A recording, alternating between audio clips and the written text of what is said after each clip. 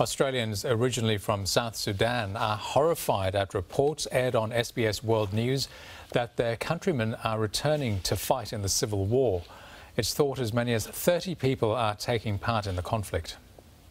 Far from the horrors of his war-torn homeland, Anglican minister John Moy is outraged other Australians want to continue the fight. I am appalled. I'm deeply troubled.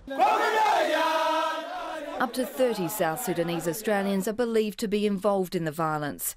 They're fighting for government forces and the opposition. SBS has tracked 4, including a former Australian soldier who's now with South Sudanese government forces. The community here has condemned their actions, saying they must not fight wars overseas, and choosing to do so comes with accountabilities. They say choosing to fight a war for or against the government is not acceptable. The conflict erupted in late 2013 and is contributing to a humanitarian crisis.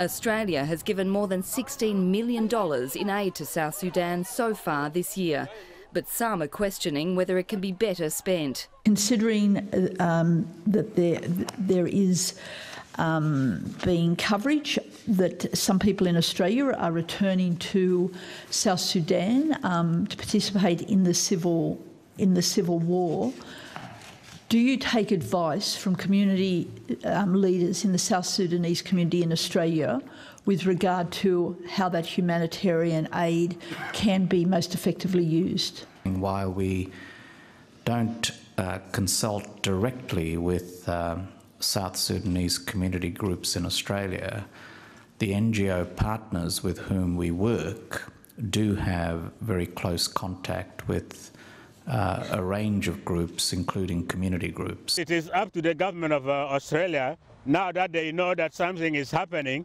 it is really up to them to take it up. The government has not commented, while the opposition is waiting on a briefing.